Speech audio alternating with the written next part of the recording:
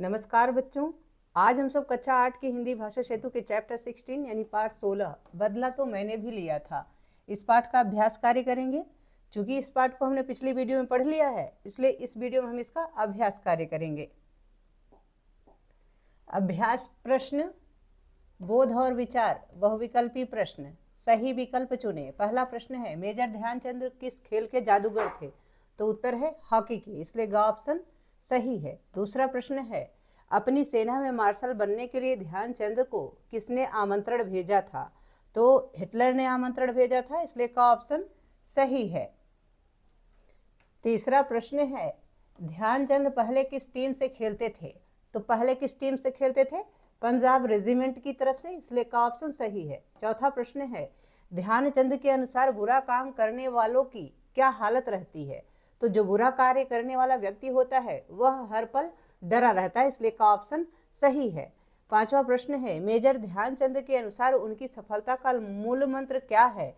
तो उनकी सफलता का मूल मंत्र लगन, साधना, खेल भावना, ये सभी हैं, यानी उपरोक्त सभी, इसलिए घ ऑप्शन सही है।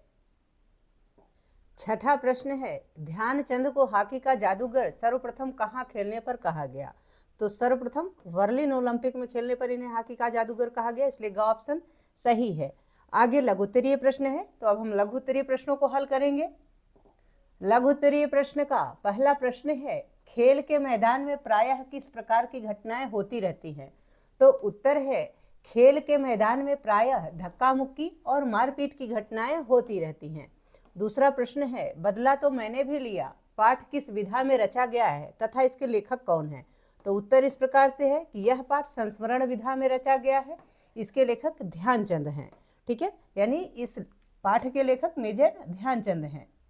तीसरा प्रश्न है, 1933 में लेखक किसकी ओर से हॉकी खेला करते थे? तो उत्तर है पंजाब रेजिमेंट की ओर से, यानी 1933 में लेखक पंजाब रेजिमेंट की ओर से हॉकी खेला करते थे। चौथा प्रश्न है, खेल के मैदान में क्या घटना घटी? तो उत्तर है ध्यानचंद की विरोधी टीम के एक खिलाड़ी ने गुस्से में आकर ध्यानचंद के सिर पर हॉकी मार दी थी, यही घटना घटी थी। ठीक है। पांचवा प्रश्न है, लेखक ने इस पर क्या प्रतिक्रिया व्यक्त की? यानी जब एक खिलाड़ी ने उनके सिर पर हॉकी मारी तो उन्होंने किस प्रकार से अपनी प्रतिक्रिया व्यक्त की, प्रतिक्रिया दी? तो उत्तर इस प्रकार से है कि ध्यानचंद ने एक के बाद एक 6 गोल कर दिए। इस प्रकार उसने अपनी प्रतिक्रिया खेल के माध्यम से व्यक्त की, यानी खेल के माध्यम से उन्होंने इस व्यक्ति को हराया। इस प्रकार से उन्होंने अपना गुस्सा जाहिर किया कि खेल में हार जीत होती है, जीतने का प्रयास करना चाहिए, ना कि किसी को मारने का प्रयास करना चाहिए। छठा प्रश्न है, चोट मारने वाला खिलाड़ी क्यों शर्मिंदा हुआ? तो उत्तर इस प्रकार से है कि चोट मारने वाला खिलाड़ी शर्मिंदा हुआ क्योंकि ध्यानचंद के खेल प्रदर्शन और उनकी खेल भावना को देखकर खिलाड़ी को अपनी गलती का एहसास हुआ। यानी जब किसी व्यक्ति को इस प्रकार से अपनी गलती का एहसास होता है तो वह बहुत ज्यादा शर्मिंदा होता है, तो उसको शर्मिंदगी महसूस हुई क्योंकि उसने जो किया था वह बहुत गलत था। सातवां प्रश्न है, लेखक ने अपनी सफलता का क्या रहस्य बताया? तो उत्तर है, लेखक ने अपनी सफलता का क्या रहस्य बताया था? लगन, साधना और खेल भावना को लेखक ने अपनी सफलता का रहस्य बताया। आठवां प्रश्न है, लेखक का जन्म कब और कहां हुआ था? तो उत्तर है, लेखक का जन्म 1904 में प्रयाग के एक साधारण राजपूत परिवार में हुआ था, 29 अगस्त 1904 में। ठीक है। और आपको एक बात और जान लेनी चाहिए कि मेजर ध्यानचंद के जन्म दिवस को ही खेल दिवस के रूप में मनाया जाता है। तो जो हमारा राष्ट्रीय खेल दिवस है 29 अगस्त को, जिसे हम मनाते हैं, वह किनका जन्मदिन है? तो वह मेजर ध्यानचंद जी का जन्मदिन है। ठीक है। आगे है 9वां प्रश्न, उस समय मैं एक नौसिखिया खिलाड़ी ही था, किसने कहा, क्यों कहा? उत्तर इस प्रकार से है कि यह वाक्य ध्यानचंद ने कहा। उन्होंने ऐसा इसलिए कहा क्योंकि उस समय उन्होंने हॉकी खेलना शुरू ही किया था, यानी शुरुआती दौर में थे। तो जो व्यक्ति किसी कार्य को शुरू करता है तो उस समय वह शुरुआत में नौसिखिया ही रहता है, यानी नया नया सीखने वाला। ठीक है। 10वां प्रश्न है, किसकी प्रेरणा से लेखक हॉकी के मैदान में उतरे? तो उत्तर है, रेजिमेंट के सूबेदार मेजर तिवारी की प्रेरणा से ध्यानचंद हॉकी के मैदान में उतरे। तो जो रेजिमेंट सूबेदार मेजर तिवारी थी, उन्होंने ध्यानचंद को प्रेरित किया कि आपको हॉकी खेलना चाहिए, आप हॉकी खेलिए, जिससे प्रेरित होकर उन्होंने हॉकी खेलना शुरू किया था। 11वां प्रश्न है, हिटलर ने लेखक के बारे में अपने अधिकारी से क्या कहा था? तो उत्तर इस प्रकार से है कि हिटलर ने ध्यानचंद के लिए अपने अधिकारी से कहा कि वह जर्मनी आ जाए, मैं उसे मार्शल बना दूंगा। यानी उन्होंने ध्यानचंद जी को एक ऑफर किया कि यदि ध्यानचंद जर्मनी आ जाते हैं तो मैं उन्हें मार्शल बना दूंगा, जबकि यहाँ पे वो क्या थे, भारत में वो लांस नायक के पद पर कार्यरत थे। ठीक है, आगे है दीर्घोत्तरी प्रश्न। दीर्घोत्तरी प्रश्न का पहला प्रश्न है, लेखक हॉकी का जादूगर नाम से कब और कहाँ प्रसिद्ध हुआ? तो उत्तर इस प्रकार से है कि लेखक को हॉकी का जादूगर तब कहा गया जब उन्होंने 1936 बर्लिन ओलंपिक में हॉकी में अच्छा प्रदर्शन किया। वहां के लोग उनके खेल भावना से या खेलने के ढंग से इतने प्रभावित हुए कि वे उन्हें हॉकी का जादूगर कहने लगे। ठीक है, दूसरा प्रश्न है, लेखक ने हिटलर के आमंत्रण को क्यों स्वीकार नहीं किया? तो उत्तर इस प्रकार से है कि ध्यानचंद को अपने देश भारत से बहुत प्रेम था। वह केवल अपने देश के लिए खेलना चाहते थे, इसलिए उन्होंने हिटलर का आमंत्रण स्वीकार नहीं किया। ठीक है, आगे तीसरा प्रश्न है,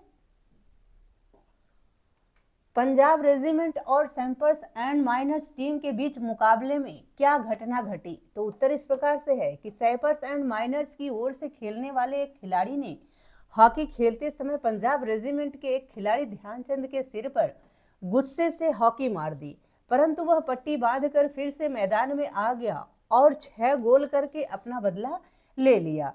ठीक है, तो यह वाली घटना घटी थी कि ये हॉकी का प्लेयर जो था उसने दूसरे टीम के हॉकी के प्लेयर को हॉकी से ही वार कर दिया था, हॉकी से मार दिया था।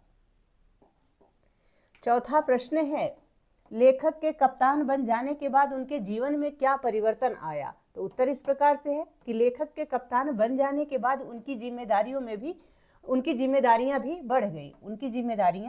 बढ़ गई तथा बर्लिन ओलंपिक में भारत को स्वर्ण पदक मिला। यहाँ लोग उनके खेलने के ढंग से इतने प्रभावित हुए कि वे उन्हें हॉकी का जादूगर कहने लगे।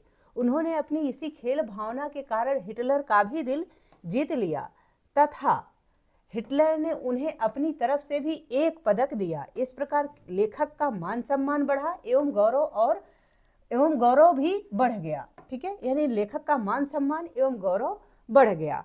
तो वो इतने अच्छे खिलाड़ी थे कि उनके खेलने के तरीके से हिटलर जैसा तानाशाह भी प्रभावित हो गया, प्रसन्न हो गया और उन्होंने अपनी तरफ से उसने इनको एक पदक गिफ्ट किया। ठीक है, आगे देखते हैं।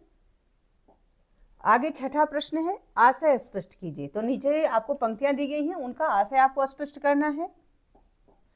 छठे प्रश्न का क्या है, बुरा करने वाला आदमी हर समय डरा रहता है, इसका क्या आशय है? तो इसका आशय यह है कि जो आदमी गलत काम करता है उसके मन में हर पल डर समाया रहता है, यानी वह डरा रहता है कि मैंने इसके साथ गलत किया है तो कहीं यह भी मेरे साथ गलत कर ना दे। ठीक है, दूसरा है ख, लगन, साधना और खेल भावना यही सफलता के सबसे बड़े मंत्र हैं।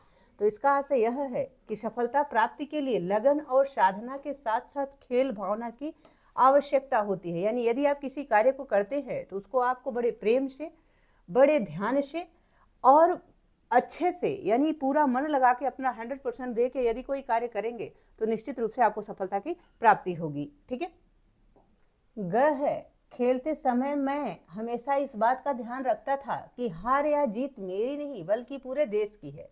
इसका आशय यह है कि ध्यानचंद खुद से अधिक अपने देश को सर्वोपरि मानते थे। वे खेल में हार जीत अपनी नहीं बल्कि पूरे देश की हार जीत मानते थे। तो जो एक अच्छा खिलाड़ी होता है उसका ध्येय यही रहता है कि हमारी टीम जीते, हमारा देश जीते। खुद के काम पर वह इतना विश्वास करता है कि मैं देश के लिए अच्छा करूंगा तो मेरे देश का सम्मान होगा, उससे मेरा सम्मान बढ़ेगा, यानी देश पहले उसके बाद मैं। तो ऐसा करने वाला व्यक्ति महान ही होता है। आगे 7वां प्रश्न है, बताइए किसने किससे कहा, यानी किसने किससे क्या कहा? क्या है, तुम चिंता मत करो, मैं इसका बदला जरूर लूंगा। तो यह बात किसने किससे कही थी? तो ध्यानचंद ने हॉकी मारने वाले खिलाड़ी से कहा था, यानी यह बात ध्यानचंद जी ने, जिस व्यक्ति ने उनको हॉकी मारी थी, उससे कहा था। ख है, खेल में इतना गुस्सा अच्छा नहीं लगता, यह बात किसने किससे कही थी? तो उत्तर है, ध्यानचंद ने विरोधी टीम के उस खिलाड़ी से कहा जिसने उनके सिर पर हॉकी मारी थी। ग है, मैं उसे मार्शल बना दूंगा। यह बात किसने किससे कही? तो उत्तर है, हिटलर ने अपने एक अधिकारी से कही थी कि यदि ध्यानचंद जर्मनी आ जाए तो मैं उसे मार्शल बना दूंगा। विस्तृत उत्तरीय प्रश्न का 5वां प्रश्न छूट गया था, तो उसको आप देख लीजिए कि रिक्त स्थानों की पूर्ति कीजिए। क है, एक खिलाड़ी ने गुस्से में आकर हॉकी मेरे सिर पर दे मारी, तो यहाँ हॉकी भरा जाएगा। ख है, बुरा काम करने वाला आदमी हर समय डरा रहता है, तो यहाँ बुरा काम भरा जाएगा। ग है, हमारी छावनी में खेलने का कोई निश्चित समय नहीं था, तो यहाँ समय भरा जाएगा। घ है, बर्लिन ओलंपिक में मुझे टीम का कप्तान बनाया गया, तो यहाँ बर्लिन भरा जाएगा। आगे देखते हैं भाषा बोधन के प्रश्नों को। भाषा बोधन का पहला प्रश्न है, निम्नलिखित शब्दों का शुद्ध उच्चारण कीजिए। दिलचस्प, रेजिमेंट, पट्टी, नौसिखिया, ओलंपिक। तो इन शब्दों का आपको उच्चारण करना है, तो इसका आप उच्चारण कीजिए। आगे आपसे कहा गया है, उदाहरण के अनुसार वाक्य बदलिए, यानी जैसा उदाहरण आपको यहाँ दिया गया है इसी प्रकार से आपको भी नीचे के वाक्यों को बदलना है। जैसे मैं पंजाब रेजिमेंट की ओर से खेलता था, इस वाक्य को बदल के लिखा गया है कि मैं पंजाब रेजिमेंट की ओर से खेला करता था। तो इसी प्रकार से आपको भी दिए गए वाक्यों को बदलना है। इसका उत्तर इस प्रकार से लिखा जाएगा, जैसे क है, हम मेस में खाना खाते थे, तो उत्तर होगा हम मेस में खाना खाया करते थे, यानी बदल के इस प्रकार से वाक्य लिखा जाएगा। ख है, वह रोज धार्मिक पुस्तक पढ़ता था, तो नया वाक्य होगा वह रोज धार्मिक पुस्तक पढ़ा करता था। ग है, गीता प्रतिदिन दूरदर्शन के कार्यक्रम देखती थी, तो नया वाक्य होगा गीता प्रतिदिन दूरदर्शन के कार्यक्रम देखा करती थी। ठीक है। तीसरा प्रश्न है, निम्नलिखित शब्दों से भाववाचक संज्ञा बनाइए। जैसे क है, सफल, सफल का भाववाचक होता है सफलता। ख है, भव्य, भव्य का भाववाचक होता है भव्यता। ग है, योग्य, योग्य का भाववाचक होता है योग्यता। घ है, भारतीय, भारतीय का भाववाचक होता है भारतीयता। इस प्रकार से आपके भाषा बोधन के जो प्रश्न थे वो पूर्ण हो गए हैं।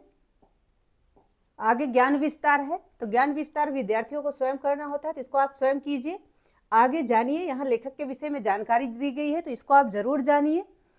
खेलों के इतिहास में जिन खिलाड़ियों के नाम स्वर्ण अक्षरों में लिखे जा चुके हैं उनमें हॉकी के जादूगर ध्यानचंद का नाम अद्भुत लेख प्रतिभा के कारण सर्वोपरि माना जाता है। ध्यानचंद का जन्म 21 अगस्त, यहाँ 21 दिया गया जबकि 21 नहीं 29 है, यानी 29 अगस्त 1904 को एक सामान्य राजपूत परिवार में हुआ था। मृत्यु 1979 में 74 वर्ष की आयु में हुई। ध्यानचंद अपने जीवन यापन के लिए सेना में भर्ती हुए। उन्हें 1926 में पहली बार भारतीय हॉकी दल में सम्मिलित किया गया। उन्हें 1928, 1932 और 1936 के ओलंपिक खेलों के हॉकी दल में शामिल किया गया। 1936 में उन्हें भारतीय हॉकी का कप्तान बनाया गया। तभी से वे अपनी चमत्कारी खेल प्रतिभा के कारण हॉकी के जादूगर के नाम से प्रसिद्ध हो गए। ठीक है। आशा है यह पाठ तथा इसका अभ्यास कार्य आप सबको बहुत अच्छे से समझ में आ गया होगा। यदि पाठ से संबंधित या वीडियो से संबंधित कोई सुझाव हो या आपकी कोई क्वेरी हो, प्लीज़ कमेंट बॉक्स में अवश्य लिखिएगा। वीडियो पसंद आए तो इसको लाइक करें, शेयर करें। चैनल पर नए हैं तो प्लीज़ इसे सब्सक्राइब अवश्य करें। बहुत बहुत धन्यवाद।